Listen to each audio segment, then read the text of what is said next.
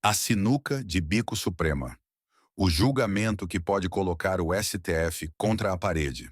Se você achou que já tinha visto de tudo nos tribunais brasileiros, segure-se, porque o escândalo atingiu um novo patamar inacreditável. O Supremo Tribunal Federal, a corte que deveria ser a guardiã da Constituição, agora se revela como protagonista de um teatro grotesco, um espetáculo vergonhoso que escancara o que muitos brasileiros já suspeitavam há tempos. Esse julgamento não tem absolutamente nada a ver com justiça. Tem a ver com poder, perseguição e manipulação. E a bomba da vez. Alexandre de Moraes pode ser testemunha do próprio caso em que ele é juiz. Sim, você não leu errado. O ministro que deveria julgar com imparcialidade agora surge como peça-chave no tabuleiro da acusação. Isso é um escândalo sem precedentes. É a evidência irrefutável de que o processo contra Bolsonaro e seus aliados é um tribunal de exceção, um julgamento político travestido de legalidade, onde as regras do jogo são criadas e alteradas conforme a conveniência do momento. Se antes ainda tentavam disfarçar essa armação, agora nem isso fazem mais. A cara de pau atingiu níveis estratosféricos. E o pior, o jogo virou e os acusados deram um cheque-mate que colocou Moraes, Flávio Dino e até o próprio Lula contra a parede. Com uma jogada jurídica ousada e inteligente, a defesa dos réus escancarou o absurdo dessa trama e forçou o STF a se expor de forma humilhante. Então fica comigo até o final, porque hoje vamos desmontar essa farsa e revelar todos os detalhes dessa estratégia brilhante que desmascarou, de uma vez por todas, a verdadeira face do sistema judicial brasileiro. Uma jogada que colocou o STF contra a parede. O que parecia ser um simples caso judicial virou um verdadeiro terremoto no Supremo Tribunal Federal. E sabe quem detonou essa bomba? O tenente-coronel Rodrigo Bezerra de Azevedo, um dos acusados na suposta trama golpista. Mas ele não agiu sozinho. Sua defesa, liderada pelo renomado advogado Jeffrey Chicchini, colocou em prática uma estratégia simplesmente devastadora. E o que eles fizeram? Algo que ninguém esperava. Em um movimento calculado, estratégico e extremamente bem pensado, eles apresentaram um pedido que desmonta a farsa desse julgamento e coloca os próprios ministros do STF contra a parede. O pedido, que Alexandre de Moraes, Flávio Dino e até Lula sejam ouvidos como testemunhas. Agora pare e pense, como um juiz pode julgar um caso no qual ele mesmo é testemunha? Como alguém pode ser ao mesmo tempo vítima, acusador e juiz? Isso desafia qualquer lógica jurídica. Não existe nenhum tribunal sério no mundo onde isso seria aceito. Mas no Brasil, parece que o Supremo Tribunal Federal se considera acima das leis e da Constituição. A estratégia da defesa foi um verdadeiro checkmate.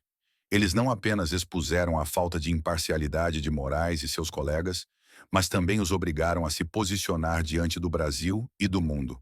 Agora, o STF está encurralado, e qualquer decisão que tomar só vai reforçar a narrativa de que esse julgamento é uma farsa descarada. O que estamos testemunhando não é apenas um julgamento, é um espetáculo político grotesco, onde as regras do jogo são reescritas conforme a conveniência do momento. O STF está sendo colocado contra a parede como nunca antes, e os próximos passos desse caso podem determinar o futuro do país. O absurdo inaceitável. O juiz que é vítima, testemunha e executor. Agora vamos aos fatos, porque o nível de escândalo aqui é tão grande que parece coisa de ficção. O que o STF está tentando fazer desafia qualquer princípio de imparcialidade e justiça. É um teatro tão mal feito que qualquer pessoa com um mínimo de bom senso consegue enxergar a manipulação descarada desse processo. Primeiro ponto. Alexandre de Moraes como vítima. Sim, você leu certo. O ministro que está julgando o caso é, segundo a própria acusação, um dos alvos do suposto plano dos acusados. Eles alegam que havia uma conspiração para sequestrar e assassinar Moraes. Agora me diga, como alguém que teria sido alvo de um crime pode julgar os supostos responsáveis de maneira justa e imparcial? Isso não existe. Se isso fosse em qualquer outro tribunal, Moraes seria imediatamente afastado do caso. Mas aqui ele continua firme e forte, como se nada estivesse errado. Segundo ponto, Flávio Dino como peça-chave do governo. Dino, na época, era ministro da Justiça e comandava a Polícia Federal, ou seja, ele tinha total controle sobre as investigações. Como alguém que dirigiu e coordenou as investigações pode agora ser tratado como um juiz neutro? Isso viola completamente qualquer princípio jurídico. Terceiro ponto. Lula como testemunha de um governo que quer Bolsonaro fora do jogo. O próprio presidente da República tem interesse direto nesse caso. É de conhecimento público que o governo Lula quer eliminar Bolsonaro da política de qualquer jeito. E agora, querem que Lula seja testemunha nesse processo? Isso não tem a menor credibilidade. O que tudo isso prova? Que esse julgamento nunca teve a ver com justiça. É uma trama orquestrada, com cartas marcadas, com um único objetivo: destruir Bolsonaro e seus aliados de uma vez por todas. E o pior de tudo, eles nem tentam mais disfarçar a perseguição. O STF se comporta como um tribunal de exceção, jogando fora as regras do jogo e tomando decisões absurdas sem qualquer embasamento legal. Isso é um ataque direto à democracia. Porque quando a Suprema Corte do país se transforma em um instrumento político, ninguém mais está seguro. Se podem fazer isso com um ex-presidente e militares de alta patente, o que impede que amanhã qualquer cidadão comum seja alvo desse mesmo esquema? O que diz a lei? Simples. Esse julgamento é uma farsa. Agora vamos deixar tudo ainda mais claro. A lei brasileira é cristalina ao afirmar que um juiz não pode atuar em um caso no qual tenha qualquer interesse direto. Isso não é uma questão de interpretação, é uma regra fundamental do direito. Qualquer estudante de primeiro semestre sabe disso. Mas no STF, no STF, as regras simplesmente não existem. Ou melhor, elas são moldadas conforme a necessidade do momento. Se a lei diz que um juiz não pode julgar um caso no qual ele é vítima, testemunha ou tem qualquer envolvimento direto, então por que Alexandre de Moraes segue como julgador? Porque o objetivo aqui nunca foi um julgamento justo. O que estamos vendo é uma perseguição política disfarçada de processo legal. E o mais revoltante, os próprios ministros do Supremo Tribunal Federal sabem que esse julgamento é um escândalo. Tanto que o ministro Barroso já rejeitou todos os pedidos das defesas para afastar Moraes e Dino do caso. Ou seja, eles não estão nem tentando parecer imparciais. Eles simplesmente ignoram as regras e seguem adiante como se nada estivesse errado. Mas agora eu te pergunto, como eles vão justificar isso? Como eles vão explicar ao Brasil e ao mundo que estão julgando um caso no qual são, ao mesmo tempo, acusadores, vítimas e juízes? Simples. Eles não vão justificar. Eles vão empurrar esse julgamento goela abaixo, confiando que a imprensa amiga e os aliados políticos vão abafar qualquer questionamento. Só que existe um problema. Essa estratégia pode até funcionar no curto prazo, mas a história não perdoa. O que está acontecendo agora está sendo registrado. E no futuro, quando o poder mudar de mãos, essa aberração jurídica será lembrada como um dos maiores escândalos da história do Brasil. A verdadeira intenção da defesa: expor a farsa ao mundo. Agora vem o grande golpe de mestre da defesa dos acusados. Eles não são ingênuos. Eles sabem que o STF não vai jogar limpo. Sabem que Moraes, Dino e companhia não vão se declarar impedidos. Então, qual é o objetivo dessa estratégia? Muito simples: desmascarar essa farsa para o Brasil e para o mundo. Os advogados estão apostando todas as fichas em um plano de comunicação e exposição midiática. Eles sabem que a batalha jurídica já está perdida, porque o julgamento é apenas um teatro com um veredito já decidido. Mas o que eles podem fazer?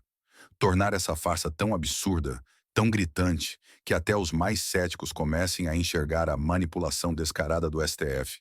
A defesa jogou os ministros do Supremo Tribunal Federal em uma verdadeira sinuca de bico.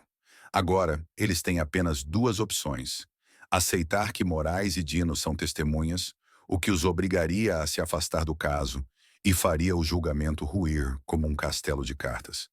Rejeitar o pedido e fingir que não tem nada a ver com o processo, o que seria uma mentira descarada e deixaria escancarado que esse julgamento é uma armação política. Seja qual for o caminho que eles escolherem, o estrago já foi feito. A defesa expôs a hipocrisia, a parcialidade e a injustiça desse julgamento. Agora, qualquer decisão do Supremo Tribunal Federal estará manchada por esse escândalo. O STF queria um julgamento limpo e respeitado, falharam miseravelmente. Em vez de um processo legítimo, o que temos agora é um circo jurídico, uma farsa histórica que ficará registrada para sempre nos anais da injustiça brasileira. E o melhor de tudo, a estratégia da defesa já deu certo. O constrangimento já foi gerado, a parcialidade já foi exposta e a credibilidade desse tribunal de exceção já foi para o ralo. E agora, o que acontece?